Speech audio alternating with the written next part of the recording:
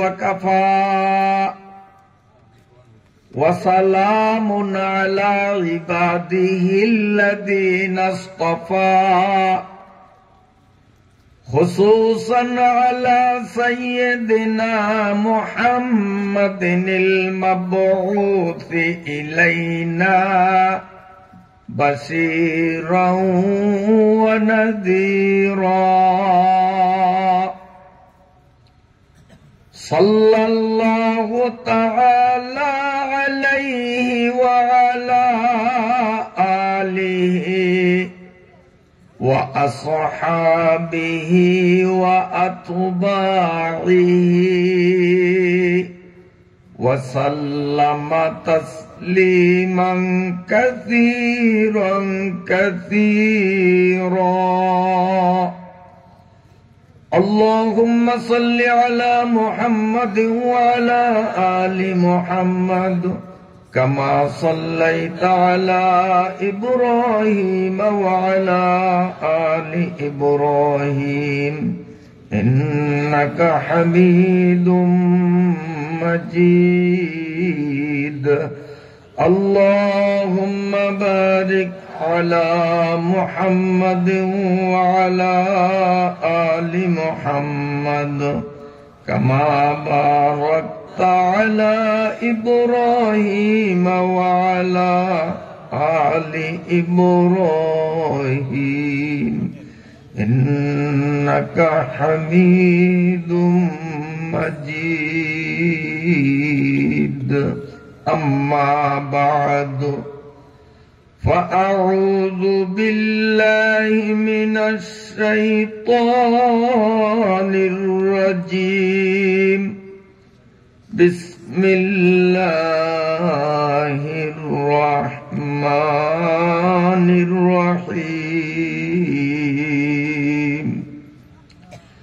إن الذين قالوا ربنا الله ثم استقاموا تتنزل عليهم الملائكة ألا تخافوا ولا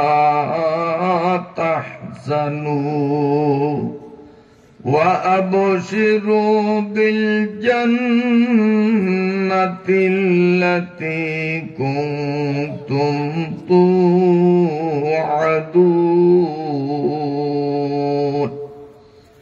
نحن أولياؤكم في الحياة الدنيا وفي الآخرة ولكم فيها ما تشتهي أنفسكم ولكم فيها ما تدعون نزلا من غفور رحيم.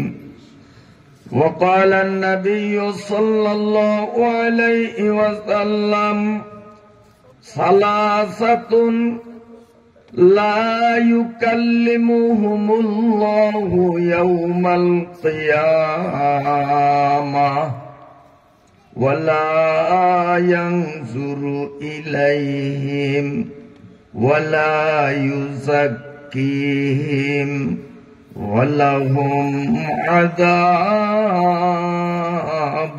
أليم. قالوا قد خابوا وخسروا من هم يا رسول الله؟ قال البسبل الإزار والمنان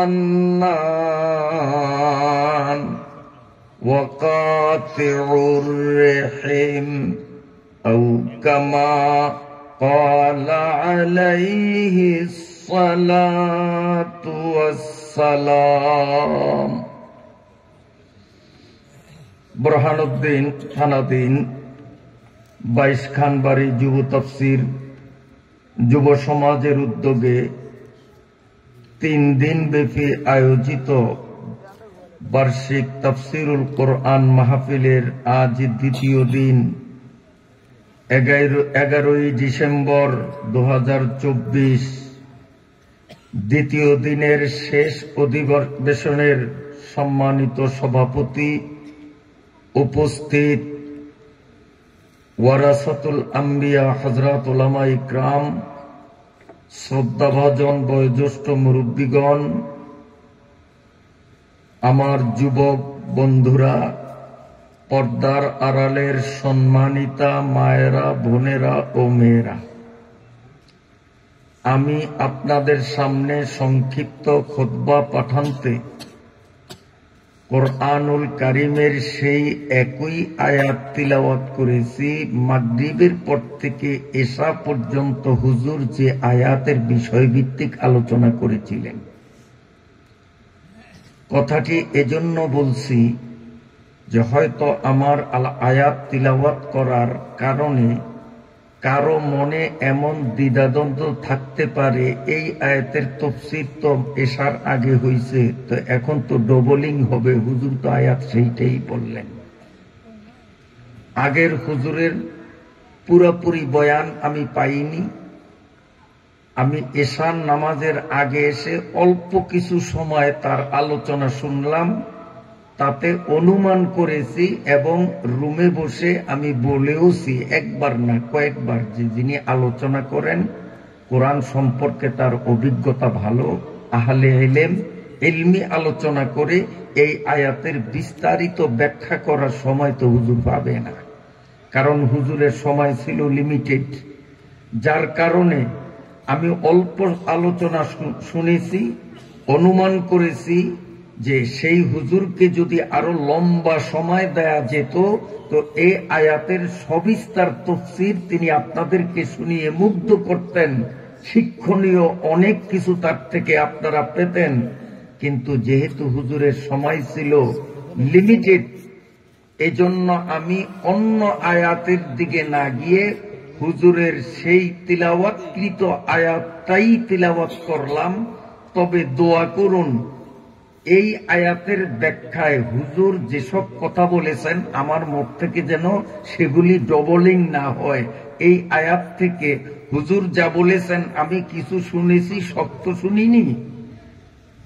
তো আমি আসার আগেও যা বলছেন সেসব কথাও যাতে রিপিট না হয়, ডবলিং না হয়, আল্লাহর শুকরিয়া।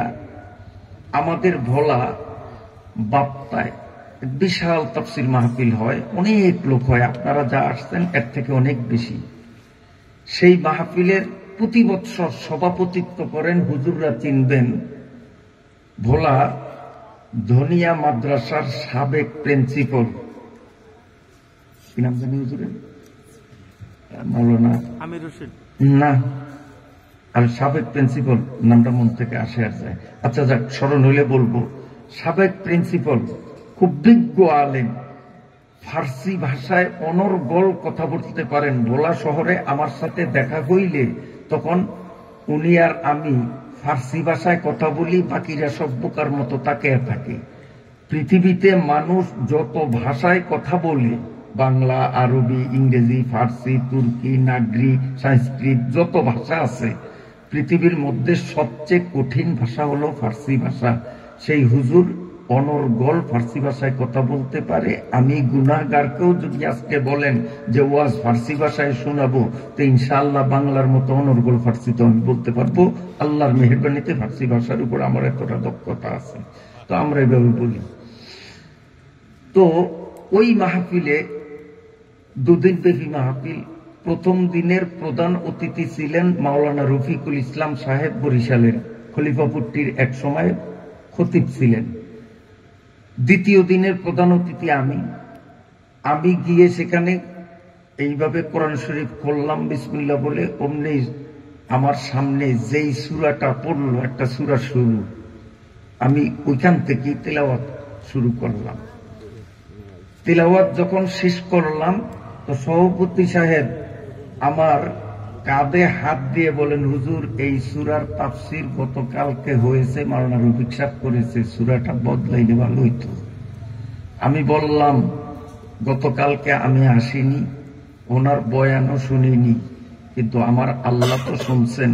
আর কোরআনের একটা আয়াতের তাফসীর কিয়ামত পর্যন্ত করলেও কিয়ামত হয়ে যাবে, তাফসীর শেষ হবে না। তিলাওয়াত যখন এই সূরা করেই বসছি, তো আল্লাহর কাছে দোয়া করুন গতকালের একটা কথা যেন রিপিট না হয়, আজকে যেন নতুনত্ব এই আয়াত থেকে আপনারা পান। আমার আল্লাহ ইচ্ছা করলে ওই হুজুর যা বলে গেছেন আজকে আমার মুখ থেকে অন্যটা বাইর করবেন। তো কাজী বয়ান করলাম প্রায় 3.5 ঘন্টা। 3.5 ঘন্টা বয়ানের পরে মুনাজাত দেব। এই টাইমে সভাপতি সাহেব লাভ দিয়া উঠলেন, আমারে বললেন হুজুর একটু ওঠেন। উঠলাম, হাজার হাজার মানুষের সামনে জড়াইয়া ধরলেন আমাকে, জড়াইয়া ধরে বললেন যে আমাকে মানুষে ভোলার বড় আলেম হিসাবে স্মরণ করে, কিন্তু আজকের বয়ানে আমি অনেক কিছু শিখছি যেগুলো আমার জানা ছিল না, এবং মাওলানা রফিক সাহেব যা বলেছেন একটা কথাও আজকে রিপিট হয় নাই। উনিও এই আয়াতের তাফসীর শুদ্ধ তাফসীর করে গেছেন। আজকে আপনার মুক্তও আমরা শুদ্ধ তাফসীর পাইছি, কিন্তু কোনো কথা ডবলিং হয় নাই। আলহামদুলিল্লাহ। কাজী দোয়া করুন। আজও আমি আপনাদের সামনে সে আয়াত তিলাওয়াত করলাম, তো হুজুরের আলোচনা একটু পাইছি, সব পাই নাই। তো আমার আল্লাহ তো সবটা পাইছে। তা আমার আল্লাহ ইচ্ছা করলে ডবলিং যাতে না হয়, নতুন তথ্য আমার মুখ থেকে বাহির করার সক্ষমতা আমার আল্লাহর আছে কিনা। তো আল্লাহ তাআলা আমাদেরকে আজকের মতো কড়া শীত থাকা সত্ত্বেও শীতকে শীত মনে না করে এইভাবে উপস্থিত হয়ে পুরা প্যান্ডেলকে যে আমরা শুরুতেই ভরে দিয়েছি, আল্লাহ আমাদেরকে তৌফিক দিয়েছেন। আপনারা এতে আল্লাহর উপর খুশি না বেজার? যদি খুশি হয়ে থাকেন তো জোরে সোরে আল্লাহ পাকের শুকরিয়া আদায় করলে কেমন হয়? বলুন আলহামদুলিল্লাহ, আরো জোরে আলহামদুলিল্লাহ। আমি তৎসঙ্গে রাসূল করিম সাল্লাল্লাহু আলাইহি ওয়াসাল্লাম থেকে বিশুদ্ধ সনদে বর্ণিত অসংখ্য বরকতময় হাদিস সমূহ থেকে একটি হাদিস পাঠ করেছি। আপনারা বলেন কোরআন বড় না হাদিস বড়? কোরআন বড়, কারণ কোরআন আল্লাহর বাণী আর হাদিস রসুলের বাণী। তো রসুল বড় না আল্লাহ বড়? তো নিচের থেকেই তো উপরে ওঠা, এটাই তো স্বাভাবিক নিয়ম। আগে 1, তারপরে 2, তারপরে 3। তাহলে আগে বরকতের জন্য আমি আগে কোরআন তিলাওয়াত করেছি, হাদিস পরে পড়েছি, কারণ কোরআনের মান বেশি। কিন্তু যেহেতু আমরা ক্লাসিক্যাল ভাবে বিশ্লেষণ করলে হাদিসকে ধরতে হবে 1, কোরআনকে ধরতে হবে 2। কাজে আমি যদিও হাদিস পড়েছি পরে, হাদিসের আলোচনা করব আগে।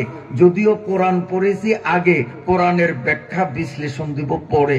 তাহলে 1 থেকে 2-তে উঠা হবে, বোঝা সহজ হবে। কি বলেন, ঠিক না? এখন আসেন, আমি যে হাদিসখানা পড়েছি, এই হাদিসে রাসূলুল্লাহ সাল্লাল্লাহু আলাইহি ওয়াসাল্লাম বলেন 3 প্রকারের মানুষ। বলুন কয় প্রকারের? এই যুবক বাবারা তোমরা একটু কান লাগিয়ে শোনো। 3 প্রকারের মানুষ হাসরের মাঠে আল্লাহ তাআলা তাদের দিকে রহমতের দৃষ্টি দিবেন না। আল্লাহ তাআলা গোসার কারণে তাদের সাথে কোনো কথা বলবেন না। আল্লাহ তাআলা তাদেরকে পবিত্র করবেন না। এখন আপনারা বলেন, আল্লাহ গোসা হইয়া যার দিকে তাকাইবে না, আল্লাহ গোসা হইয়া রাগ করিয়া যার সাথে কথা বলবেন না, আল্লাহ গোসা হইয়া যাকে পাপ থেকে পবিত্র করবেন না, এই লোকটার ঠিকানা জান্নাত হওয়ার কথা না জাহান্নাম হওয়ার? তাহলে সহজে বুঝলাম যে এই 3 কিসিমের মানুষ একটা ডাইরেক্ট জাহান্নামী। 3 কিসিমের মানুষ ডাইরেক্ট জাহান্নামী। এখন আমরা এই 3 কিসিম কারা, এটার একটু সংক্ষিপ্ত পর্যালোচনা দিলে আমি আমার বিচার, আপনি আপনার বিচার করবেন যে এই লিস্টিতে আমি আছি কিনা। যদি থাইকা থাকি তো স্বর্ণাক্ষরে লেখা রাখতে হবে যে আমার শেষ পরিণতি জাহান্নাম। আর যদি দেখা যায় যে লিস্টিতে আমি নাই, তো আল্লাহ পাকের শুকরিয়া আদায় করতে হবে, ভবিষ্যতের জন্য দৃঢ় সংকল্প করতে হবে যে এই কাতারে আমি মরণ পর্যন্ত ঢুকবো না। আর যদি এখন আলোচনায় দেখি যে আমি 1, 2 বা 3 কোনো এক নম্বরে থাইকা থাকি, তো আজকের মাহফিলের আখিরি মুনাজাতে আল্লাহর সাথে ফাইনাল কথা দিতে হবে যে আল্লাহ আমি এই নম্বর থেকে সরলাম, আমি এই 3-এর মধ্যে থাকবো না, রাজি আছেন? তাহলে ঠিকানা কি হবে? কি হবে? আর আমি যে আয়াত পড়েছি এই আয়াতের মধ্যেও জান্নাতের বয়ান। এবার বলেন হাদিসে আর আয়াতে তালমিল ঠিক আছে নি? তালমিল ঠিক আছে নি? আয়াত পড়েছি, আয়াতে জান্নাতের বয়ান, আর এই হাদিসের দ্বারাও আমরা বুঝলাম যদি লিস্টির মধ্যে না থাকি তাহলে আমাদের ঠিকানা জান্নাত। তো আমরা জান্নাতে বিশ্বাসী, এই জন্যই তো কোরআনের মাহফিলে আসছি। কি বলেন? আল্লাহ তাআলা আমাদের সকলকে এই 3 নম্বরের মধ্যে যেন কেউ না ঢুকি, আল্লাহ যেন রক্ষা করেন, আর আমরা সবাই হাসরের ময়দান থেকে যেন সরাসরি জান্নাতে যেতে পারি। সুবহানাল্লাহ না? আমিন। আমিন মানে আল্লাহ তুমি এটাকে কবুল করো। সবাই বলেন আমিন। সালাসাতুন লা ইউকাল্লিমুহুমুল্লাহু ইয়াওমাল কিয়ামাহ ওয়ালা ইয়ানজুরু ইলাইহিম ওয়ালা ইউযাক্কিহিম। যখন নবীজি বললেন 3 প্রকারের মানুষদের উপরে আল্লাহ এত গোসান্বিত হবেন, রাগান্বিত হবেন, এদের দিকে চাইবে না, কথা বলবে না, তাদেরকে পবিত্র করবে না। সাহাবা ইকরাম আশ্চর্যজনিত হয়ে গেলেন, বিস্ময় বোধ করে সাহাবা ইকরাম বললেন, কাদ খাবু ওয়া খাসিরু মান হুম ইয়া রাসূলুল্লাহ। হুজুর, এই কপাল পোড়া 3 কিসিমের মানুষ, হতভাগ্য 3 কিসিমের মানুষ কারা? দয়া করিয়া একটু আমাদের সামনে ব্যাখ্যা করেন, যাতে করে আমরা এই 3 নম্বরে কোনদিন যেন না ঢুকি। আমরা 3 নম্বরের কোন 1 নম্বরে ঢুকিয়া আল্লাহর রোশানলে পড়তে চাই না। মানহুম ইয়া রাসূলুল্লাহ, ওগো আল্লাহর নবী, 3 কিসিমের মানুষের পরিচিতি, এদের ডেফিনিশন, এদের সংজ্ঞা আমাদের সামনে একটু ক্লিয়ার করে দেন, তাহলেই আমরা আল্লাহর রোশানল থেকে বাঁচার জন্য এখন থেকে প্রস্তুত হয়ে যাব। সাহাবায়ে কেরাম আমল করার নিয়তে নবীজিকে বলছেন, আমরাও আমল করার নিয়তে বলবো, আমল করার নিয়তে শুনবো। একমত আছে কিনা? সবাই একমত আছে কিনা? আল্লাহ আমাদের কবুল ফরমান। এবার নবীজি ব্যাখ্যা দেন এই 3 দল কারা, এই কপাল পোড়া কারা, এই হতভাগ্য কারা। আমার নবী বলেন 1 নম্বর আল মুসবিলুল ইজার। নবী বলেন আমার উম্মতের যেই মানুষগুলো, আচ্ছা এটা বলার আগে বলি, 1 নম্বরে যারা এই কপাল পোড়া দুজকি, আল্লাহ যাদের উপরে গোসা হবেন, এই ব্যক্তিরা, এই ব্যক্তিদের অধিকাংশই যুবক, বুড়ো মানুষ কম।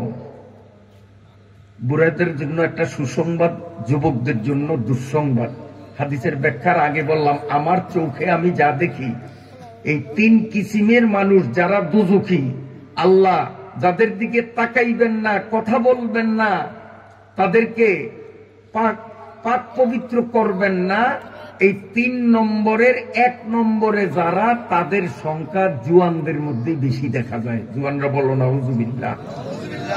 তো জুয়ানরা তোমরা কি সেই 1 নম্বরে থাকবা, না এখান থেকে বাইর হওয়ার নিয়ত করতে হবে? বাইর হওয়ার নিয়ত করতে হইলে কিন্তু 1 ইঞ্চি কাটা লাগবে, সিদ্ধান্ত নিতে হবে। কয় ইঞ্চি? এখন তো ওরা চিন্তায় করিয়া গেছে যে 1 ইঞ্চি কোন আনতে কাটা লাগবো, কি আঙ্গুল কাটবো না আরে অন্য কোন জায়গায়, হ্যাঁ তো আগেই কাটা হয়ে গেছে। হুজুর আবার এটা কি কইলে 1 ইঞ্চি কাটতে হইব, যুবকরা তো এখন চিন্তায় পড়িয়া গেছে। না, যাবজ্জতা না। আমার নবী বলেন মুসবিলুল ইজার, যেই মানুষগুলো লুঙ্গি পায়জামা প্যান্ট, আবার বলি যেই সমস্ত মানুষ পরিধানের লুঙ্গি পায়জামা প্যান্ট এই টাকনু গিরার নিচে পরিধান করে, আল্লাহর নবী বলেন 3 কিসিমের 1 কিসিম হলো ওরা, ওদের ঠিকানা হলো জাহান্নাম। এখন আপনারা বলেন টাকনু গিরার নিচে কাপড় জোয়ানরা বেশি পরে না বুড়িয়ারা বেশি পরে? কারণ বুড়িয়ারা ফুল প্যান্ট পরে না, বুড়িয়ারা গ্রামের বুড়িয়ারা সাধারণত পায়জামাও পারতে পরে না। কোন অনুষ্ঠানে গেলে বেয়াই, নতুন বেয়াই বাড়ি গেলে সেদিন দায় ঠিকা পরে। বুড়িয়ারা পরে লুঙ্গি, আর বুড়িয়াদের লুঙ্গি টাকনুকিরার থেকে অন্তত 1 বিঘত উপরে, এরপরে হাডুর কাছাকাছি থাকে। কথা সত্য না মিথ্যা? আর যুবকদের অবস্থা কেমন? আহা, ওদের আক্কেল আর বুদ্ধিটা কোথায়? বিনা বেতনে চাকরি করে, মানে লুঙ্গি পায়জামা প্যান্ট যাই পরুক এমন কায়দায় পরে রাস্তায় কুত্তার গু, গরুর গোবর, ফোলাফাইনের পায়খানা, গ্রাম দেশে ফোলাফাইনের রাস্তায় আগে না, এই ফোলাফাইনের পায়খানা, কুত্তার গু, বিড়ালের গু, আরো কত আবর্জনা রাস্তা দিয়া মানুষ হাঁটার সময় নাকের ময়লা ফালায়, কাশি দেয়, কপ ফালায়, এই সব ঝাড়ু দিয়া পরিষ্কার করে মাস গেলে ইনুস সরকার কয় টাকা বেতন পাঠায়? বিনা বেতনে চাকরি করে, রাস্তা ঝাড়ু দেয়, সুইপারের কাজ করে, ঝাড়ুদারের কাজ করে। কেন? তার লুঙ্গি পায়জামা টাকনুকিরার নিচে থাকার কারণে রাস্তার সমস্ত আবর্জনা তার কাপড়ের ঘষায় ঘষায় পরিষ্কার হয়। বিনা বেতনে চাকরি করে, 1 পয়সাও কিন্তু বেতন পায় না। ওর মতো বোকা, ওর মতো আহাম্মদ, ওর মতো কাণ্ড জ্ঞানহীন মানুষ আল্লাহর জগতে আছে বলি আমার মনে হয় না। যদি সরকার মাস গেলে টাকা দিত তো বুঝতাম যে বেতনের লোভে ভরিয়া করে। বেতন কত পায়? হ্যাঁ, এ যুবকরা সাবধান। এই জন্য বলছি 1 ইঞ্চি কাটা লাগবে। 1 ইঞ্চি কাটা মানে তোমার প্যান্টের নিচের থেকে 1 ইঞ্চি কাটো, তোমার পায়জামার 1 ইঞ্চি কাটো। লুঙ্গি হলে কাটা লাগবে না। লুঙ্গিটা পরার সময় এমন কায়দায় পরবা যেন টাকনু গিরার উপরে থাকে। ঠিক আছে নি? তার কারণ যখন নবীজির হাদিস দ্বারা প্রমাণ, কোন মানুষ তার পরনের কাপড় যখন টাকনু গিরার নিচে, এটার একটা টাকনু গিরা, পরনের কাপড় যদি টাকনু গিরার নিচে পরে, ওই মানুষটার মধ্যে একটা অহংকারী ভাব পয়দা হয়। আমি কমনি, এটার জেন্টেলিটি, আধুনিকতা, ফ্যাশন, আমিত্ব, গৌরব ভাব আসে। ঠিক না বে? ঠিক। আর আল্লাহ পাক বলেন আল কিবরিয়াউ রিদাই, গৌরব, আমিত্ব, নিজেকে নিজে একটা কিছু মনে করা। আল্লাহ বলেন এটা যেন আমার চাদর নিয়ে টানাটানি করা। তো আল্লাহর চাদর নিয়ে টানাটানি করা মানে আল্লাহকে অপমান করা। এমন হুজুরের জামা ধরিয়া যদি আমি টানাটানি করি তো হুজুরের অপমান করা হবে না? আমার গায়ের জামা নিয়ে যদি কেউ এসে দস্তাদস্তি করেন, এটা আমাকে অপমান করা হবে না? তো আল্লাহ পাক বলেন যারা আমিত্ব, গৌরব, অহংকারী ভাব দেখায় তারা যেন আমার জামা নিয়ে টানাটানি করে, অর্থাৎ আমার সাথে বেয়াদবি করে। এই বেয়াদবগুলোর সাথে কিয়ামতের ময়দানে আমি আল্লাহ ফিরিয়াও তাকাইব না। ওরা কিছু বললে আমি তা শুনবো না, এবং ওদেরকে গুনার থেকে পবিত্র করিয়া জান্নাতে যাওয়ার ব্যবস্থা আমি করব না। ফেরেশতাদের লাত্তি খাওয়াইয়া জাহান্নামের তলদেশে ফেলে। এই মূসা নামে একজন নবী দুনিয়াতে আল্লাহ পাঠাইছেন, আপনারা জানেননি? নবী কি ছোট নবী না বড় নবী? বড় নবী। নবীদের মধ্যেও ছোট বড় আছে। বড় নবীদের মধ্য হতে মূসা নবী, যিনি ডাইরেক্ট সরাসরি এই তুর পাহাড়ে আল্লাহর সাথে কথা বলতেন। মূসা নবী তুর পাহাড়ে আল্লাহর সাথে কথা বলতেন। এই শোনেন, আমার দিকে দেখেন। একদিন মুসা নবী আল্লাহরে কয়, আল্লাহ কয়, কি রে মুসা? আমি আপনার সাথে সরাসরি কথা বলি না। কাহা পরাই দিনই তো তোরে ডাকি, তুই আসস, ডাইরেক্ট দুইজনে সরাসরি কথা বলি, মাঝে কোনো মিডিয়া থাকে না। আল্লাহ এই জন্যই তো আমার মন বলতেছে যে আপনার সমস্ত সৃষ্টির মধ্যে আমি মুসা আপনার যত কাছে, আপনার যত ঘনিষ্ঠ, আপনার সৃষ্টির মধ্যে আমি মুসা ছাড়া দ্বিতীয় আর কেউ এত কাছে আসতে পারে নাই, আমি আপনার বেশি কাছে। ধারণা ঠিক না বল? ধারণা ঠিক না? কারণ সরাসরি কথা। আল্লাহ পাক বলেন, ও মুসা কি মনে করছো? তুমি যখন আমাকে কও ও আল্লাহ আমি কি ওই কিরে মুসা, তখন তোমার আর আমার মাঝখানের দূরত্বটা কত দূর তুমি জানো? মাঝখানে একটা আর দুইটা না, ৭০,০০০ নূরের পর্দা। পর্দার এপারে আমি, ওপারে তুমি। তোমার আর আমার মাঝখানে কোটি কোটি কিলোমিটারের ব্যবধান থাকে। আর তুমি মনে করছো আমার একবারে দাঁড়িয়ে আইছো। আল্লাহ রাব্বুল আলামিন বললেন, মুসা আখিরি জমানায় আমি আমার দোস্ত নবী মুহাম্মদুর রাসূলুল্লাহ বলুন সাল্লাল্লাহু আলাইহি ওয়াসাল্লাম, আমার দোস্তকে শেষ জমানায় আমি পাঠাবো। আমার দোস্তের উম্মতের উপরে বছরে ১ মাস আমি রোজা ফরজ করব। আপনাকে তো আইয়ে নিয়ে মাসটা মাস আইয়ে খালি বুড়িয়া বলে গিয়ে জন বলে তো ওই সর মনে হয় উজানি শস্যি না যায় যারা, তাদের জন্য ওই মাসটা আসে। এই প্যান্ট পরে যে যুবক ওগুলো গিয়ে তো রমজান মাস আসে না মনে হয়। এ আসে কিনা? জোরে কোন আসে কিনা? সবার জন্য না ব্যক্তি বিশেষের জন্য? আল্লাহ বলেন, মুসা আখিরি নবীর উম্মতের উপরে বছরে ১টা মাস পবিত্র মাহে রমজান আমি রোজা ফরজ করে দেব। ও মুসা আখিরি নবীর উম্মতরা সারাদিন আমার হুকুমকে শিরোধার্য মনে করিয়া বেলা ডোবার অল্পক্ষণ আগে বিভিন্ন রকমের ইফতারের খাবারগুলো সামনে উপস্থিত। এখনো ঘড়িতে ২ মিনিট, ১ মিনিট, আধা মিনিট সময় বাকি আছে। আমি আল্লাহর ভয়তে তারা কোনো খাবার মুখে দিবে না। গলা পিপাসায় শুকিয়ে আছে, ১ ফোঁটা পানিও মুখে দেবে না। ওই টাইমে যদি ইফতারের খাবারটা সামনে নিয়া আখিরি নবীর উম্মতরা আমাকে আল্লাহ বলিয়া যদি একবার ডাক দেয়, রে মুসা আমি ৭০,০০০ নূরের পর্দা সিরিয়া বিরিয়া আখিরি নবীর রোজাদার উম্মতের ২ ঠোঁটের মাঝে হাজির হয়ে যাব। মানাবুদে মুতাকাযায় মানাবুদ লুৎফে উনা গুফতায়ে মামি সনদ লুৎফে উনা গুফতায়ে মামি সনদ। কথা বুঝতে কষ্ট হয়নি? মুসা আলাইহিস সালাম কো আল্লাহ কি বুঝলাম আর এখন কি শুনলাম। সেই মুসা আলাইহিস সালাম আল্লাহর সাথে কথা বলার জন্য তুর পাহাড়ের দিকে রওনা দিছে। মাঝখানে বড় মেয়ের সাথে দেখা। বড় মেয়ের চিনেননি? মিস্টার ইবলিস। ইবলিস ও সাংঘাতিক চালাক। কারণ চালাক যদি না হইতো, ওর বুদ্ধি জ্ঞান যদি না থাকতো, ও কি ফেরেশতাদের নেতা হইতে পারত? তার খেতাব হইল মুআল্লিমুল মালাইকা।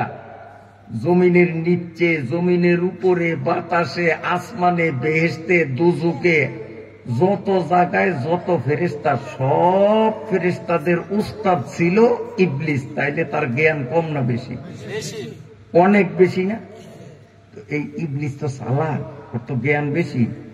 তো এখন এবার করলো কি, এবার যেই দেহে যে মুসা নবী তুর পাহাড়ে যায় আল্লাহর সাথে কথা বলার জন্য, মাথায় একটা পাগড়ি বাঁধছে, টুপি পরছে, পাঞ্জাবি লইছে, গালের মধ্যে সুন্নতি দাড়ি লাগাইছে, লাগাইয়া বিশাল বড় এক তসবি নিয়ে রাস্তার পাশে বসে বসে সুবহানাল্লাহ সুবহানাল্লাহ সুবহানাল্লাহ তসবি টিপে মুসা নবী দে।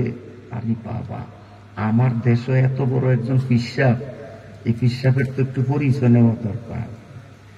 গিয়েই কয়, পিসাব হুজুর আপনার পরিচয়টা একটু দিলে ভালো হইতো। পিসা হুজুর মুসা নবীর দিকে তাকাইয়া বলেন যে আমার পরিচয় দেওয়ার আগে আমি একটু ভূমিকায় বলি, আমার জ্ঞান বুদ্ধি কিন্তু কম না। আর সারা পৃথিবীর এমন কোন জায়গা নাই যেই জায়গায় আমি ভ্রমণ না করছি। সারা পৃথিবীর এমন জায়গা নাই যেই জায়গায় আমি ভ্রমণ না করছি। আমি সারা দুনিয়া ভ্রমণ করিয়া দেখলাম, বর্তমান দুনিয়ায় সবচেয়ে বড় বুজুর্গ, সবচেয়ে বড় আল্লাহওয়ালা, সবচেয়ে বড় যোগ্যতা সম্পন্ন, সবচেয়ে বড় ওলি, নবীদের মধ্যে প্রথম কাতারের নবী কেউ যদি থাকিয়া থাকে তাইলে আছেন বর্তমানে আপনি। মানে ফার্ম কারে কয়? মুসা নবীরে ফার্ম দিয়ে ফুলাইতে আছে, ইবলিসে ফার্ম দিয়া ফুলাইতে আছে। তো হযরত মুসা আলাইহিস সালাতু ওয়াস সালাম বললেন, তোর ফার্ম দেওয়া লাগবে না, তোর পরিচয় দে। আমার পরিচয় হইল আই এম মিস্টার ইবলিস। বুঝেন না? বুঝেন না? তুই ইবলিস কাজী, তো তুই আবার এরকম দরবেশ হইলি কবে? তুই ভালো হইলি কবে? তুই না শয়তান? তুই তো এত বুজুর্গ হইলি কেমনে? আশ্চর্য হওয়ার ব্যাপার কিনা? আসলে ওই বুজুর্গ হইছে না বুজুর্গের বেশ ধরছে? বুজুর্গের বেশ ধরছে। তুই এমন বালা হইলি কেমনে? তুই বালা হইলে তো জগৎ বালা। কারণ ইবলিসিয়া যদি বালা হইতো তো নেতানিয়াহুর মতো শয়তানরায় এই ফিলিস্তিনের নারী শিশুগুলোকে এইভাবে মারতো না, মারায় তো এই শয়তান নিয়ে ইবলিসিয়ায়। কেউ ইবলিসিয়া যদি এরকম সত্যি সত্যি দরবেশ হয়ে যাইতো তো পৃথিবীর প্রথম সারির সন্ত্রাসী, মিথ্যুক, ষড়যন্ত্রকারী ভারতের কুখ্যাত মোদি নির্বিচারে সংখ্যালঘু মুসলমানদের উপরে এমন ঐতিহাসিক অত্যাচার, অবিচার, জুলুম, নির্যাতন ভারতের মাটিতে করতে পারত না ইবলিসে চোরাই যদি দরবেশ হইত। করাই তো সেই শয়তান রায়। কেউ তুই এরকম বালা হইলি কবে? মুসা নবী বালা হই নয়, বালা হইতাম চাই। মুসা নবীর কলিজাটা এত বড় হয়েছে, ওই যদি ভালো হয় তো দুনিয়ায় মারামারি, কাটাকাটি, খুন খারাপি আর থাকবে না। মুসা খুব খুশি হয়েছে। কথা তো ভালো হবি, তো ভালো হইলে তো ভালো কথা, আমার কলিজাটা বড় হয়ে গেছে, খুশি হয়েছি। শোনেন, আপনার সাথে তো আল্লাহর গভীর সম্পর্ক। আপনি তুর পাহাড়ে যান, আল্লাহর সাথে কথা বলতে না কাহা কে একটু আমার পক্ষে আল্লাহর কাছে আপনি যদি দুইটা কথা বলেন, হয়তো আপনার উসিলায় আমি ভালো হয়ে যেতে পারি। আপনি আল্লাহর কাছে বলবেন যে আল্লাহ, ফতে ইবলিসের সাথে দেখা হয়েছে, ও ভালো মানুষের লেবাস লইছে, ও ভালো হওয়ার নিয়ত করছে, এখন আপনি ওরে মাফ করবেন কিনা বা কি কাজ করলে, কোন ফর্মুলায় চললে আপনি মাফ করবেন, একটু যদি আল্লাহর থেকে জানিয়ে আসেন, তাহলে আমি সেই কাজটা করিয়া আমি এখন থেকে চিরকালের জন্য ভালো হয়ে যাইতাম, সেই দরবেশ হয়ে যাইতাম। সেই মুসা নবী শুনিয়া কলিজাটা এত বড় হয়েছে যে দুনিয়াটা শান্ত হয়ে যাব, মারামারি আর থাকবো না। মুসা নবী গেছে তুর পাহাড়ে, আল্লাহর সাথে যা কথোপকথনের প্রয়োজন সব হয়েছে, কিন্তু মুসা নবীর এই কথা মনে নেই। বুঝলে, যেহেতু মানুষ, নবী হইল তো মানুষ। আল্লাহ কত তো শেষ যাই যাই যে কস ফতে তোর লোকে কেউ দেখা হয়েছে না। ও আল্লাহ বুঝিয়ে গেছি, আল্লাহ তুই বললো আমি বলি নাই, আল্লাহ দেখে নাই, আল্লাহ শোনে নাই। হ্যাঁ, এইখানে মাহফিল চলতেছে, ওই কত দূরের দূরের থেকে মানুষ আসছে। হুজুর, যে বাজার থেকে আমরা চা খাইলাম, বাজারটার নাম কি? কাছারিঘাট বাজার। কত দূরে, এই যে হুজুরে কাছারিঘাট বাজারের থেকে আইছে, আরো দূরের থেকে লোক এখানে আসছে। আল্লাহ দেখে না, না দেখে? অথচ এই প্যান্ডেলের থেকে মাত্র কয়েক আট বাড়ি বাড়ি বয়ে রয়েছে, মাহফিল আইনে। এরম লোক থাকতে পারে কি পারে না? বাড়ির তন বউ ক্যাট কোথায় নামে দিছে ওয়াজে যাওয়ার জন্য আয়া 4 দন বইয়ে রইছে, এরকম আছে না নাই? খোদার কসম এখন যদি 2 জন ফাটাই দেখবেন তো দন বউ আছে, অথচ এগুনের বউ ক্যাট কোথায় ফাটাইয়া দিছে ওয়াজ, এখন আসিয়া ওই শয়তানে আবার ক্যাট কোথায় বয়ে রাখছে 4 দোয়ান, কারণ ওইটা তো বালা হয় নয়, বালার বেশ ধরছে। তা আল্লাহ আমাদেরকে দেখে কি দেখে না? তা আল্লাহ যে আমাদেরকে কোরআনের মাহফিলে কোরআন সামনে নিয়ে বসা অবস্থায় দেখতেছে, আমার আল্লাহ বিশ্বাস হয়নি? জোরে সোরে বলেন আলহামদুলিল্লাহ। মাহফিলে আসার মতো সুযোগ থাকা সত্ত্বেও যারা এখনো মাহফিলে আসলো না, আল্লাহ যদি ওদের কবুল করে আর ওরা মাহফিলে আসে, আপনারা বেজার হইবেন নি? ওয়াজ মনে বাগে কম পাইবেন, লোক বাড়িয়ে গেলে বাগে কম পাইবেন না? তা আল্লাহ ওদেরকেও কবুল করুক, জোরে বলেন আমিন। আল্লাহ আল্লাহ, ইবলিসের সাথে তো দেখা হয়েছিল, তো ইবলিস তো আমার এই কইছে হয় ভালো হইতো চায়, আপনি ওরে মাফ করবেননি। আল্লাহ বলেন, ও মুসা, ইবলিসের কে বানাইছে? আপনারা কমসাই কে বানাইছে? আল্লাহ বানানে? আল্লাহ কয় সব কিছু বানাইছি আমি, তো ইবলিসেরও তো বানাইছি আমি। ওই যে রবের ব্যাখ্যা দিতে গিয়ে আমার আগের হুজুরে সৃষ্টিকর্তা তিনি কোরআনের আরেক আয়াত দিয়া প্রমাণ করছেন যে রবের অনেকগুলি অর্থ, তার মধ্যে একটা অর্থ সৃষ্টিকর্তা। সন্ধ্যায় হুজুর এই কথা বুঝাইছে না? তাই সৃষ্টিকর্তা শুধু আল্লাহ আমাদের না ইবলিসেরও? ইবলিসেরও তো আল্লাহই বানাইছে। তো আল্লাহ কয় মুসা রে, ইবলিসেরও তো আমি বানাইছি, ওর কর্মগুণে অপচিয়া গেছে, ও তো আমার সৃষ্টি, ওর প্রতিও আমার মায়া আছে, আমার দয়া আছে। ও যদি ভালো হইতো চায়, ও যদি মাফ চায়, তা আমি আল্লাহ ওকে ক্ষমা করার জন্য 100% রেডি আছি। বাজা সদবার তওবা শিকাস্তি বাজা। আল্লাহর মাখলুকের গোটা পৃথিবীতে আল্লাহর যত মাখলুক, সমস্ত মাখলুকের পাপের পরিমাণ একত্রিত করলে পাপের পরিমাণ যা হয়, আমার আল্লাহর ক্ষমার পরিমাণ তার চেয়েও কোটি কোটি গুণ বড়। আল্লাহ বলেন, ও মুসা, তোমারে যেমন আমি বানাইছি, তোমার জন্য আমার মায়া লাগে। ইবলিসিয়া সোরারেও তো আমি বানাইছি, ওর জন্য আমার মায়া লাগে। ও যদি আমার থেকে মাপ পাইতে চায়, ও যদি ভালো হইতে চায়, ও যদি জাহান্নাম থেকে মুক্তির সার্টিফিকেট নিয়ে চিরস্থায়ী জান্নাতের মালিক হইতে চায়, তুমি তারে গিয়া শুধু এই কথাটুকু জানাইয়া দিবা, সেই দিন তো আমি হুকুম করেছিলাম আদমকে সেজদা করতে, সব ফেরেশতারা করলো, ও করলো না, ও শয়তান হইল। আজকে তো দুনিয়ায় আদম জীবিত নাই, কিন্তু আদমের কবরটা আছে। আদমকে সেজদা দেওয়ার সুযোগ নাই, তার কারণ আদম তো এখন জীবিত নাই। আদম এখন কবরের মাটিতে শোয়া। মুসারে, তুমি ইবলিসের কাছে গিয়া শুধু এতটুকু বলবা, ইবলিস তুমি আদমের কবরের পাশে শুধু দাঁড়াইয়া আদমের সম্মান করিয়া যদি একটা বার সালাম দাও, আসসালামু আলাইকুম ইয়া আহলাল কুবুর, বলেন না আসসালামু আলাইকুম ইয়া আহলাল কুবুর, তুমি এইভাবে যদি মুসা আদম নবীর কবরের পাশে দাঁড়াইয়া একবার যদি তুমি সালাম দাও, আমার আল্লাহ ওয়াদা করেছেন সেকেন্ডের মধ্যে তোমার জান্নাতি বানাইয়া দিবে। আল্লাহ তোমার জীবনের সমস্ত পাপ মুক্ত করে দিবে। তুমি আগে যেমন ফেরেশতাদের লিডার ছিলা, আল্লাহ আবার তোমাকে ফেরেশতাদের লিডার বানাইয়া দিবে। ইবলিস কয়, ও মুসা, এইটা একটা কথা হইল? আল্লাহ আর কথা তালাশ করিয়া পাইল না।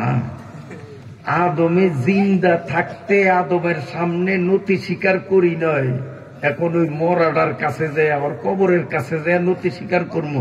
আমি এইটা পারবো না, এইটা ছাড়া যদি কিছু থাকে তো তোমার আল্লাহরে কই না কইতো আমি পারুম না নতি স্বীকার করতে। এইটারে কয় গৌরব। এইটারে কি কয়? গৌরব। আল্লাহ ডাক দিয়ে কয়, ও মুসা, এই যে ওর মধ্যে গৌরব, এই গৌরবের কারণে আমি ওরে মাফ করব না, কেয়ামত পর্যন্ত ওর উপরে লানত, কেয়ামতের পরেও অনন্তকালের জন্য লানত এবং চিরকালের জন্য তার স্থান জাহান্নাম। হচ্ছে তাই পেশা এ শয়তাবুয়াত हर के खुदरा कम जनात मर्दा सवात, हर के खुदरा कम जनात मर्दा सवात। ए যুবক বন্ধুরা, বুরহানুদ্দিনের যুবক বাবারা,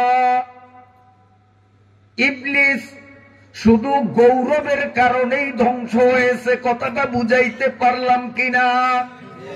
আর এই গৌরব সৃষ্টি হয় টাকনুগিরার নিচে কাপড় পরার কারণে।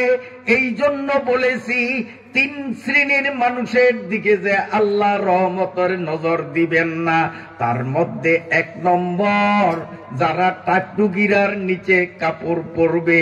তাই 1 ইঞ্চি কালকে দর্জির কাছে গিয়া তোমার প্যান্ট কমাইতে হবে, তোমার পায়জামা 1 ইঞ্চি কমাইয়া টাকনুগিরার উপরে উঠাইতে হবে। লুঙ্গিটা এমন কায়দায় পড়তে হবে যাতে আমার লুঙ্গি টাকনুগিরার নিচে না পড়ে, তাহলেই 1 নম্বর থেকে আমরা বেরিয়ে যাব। ঠিক আছে নি?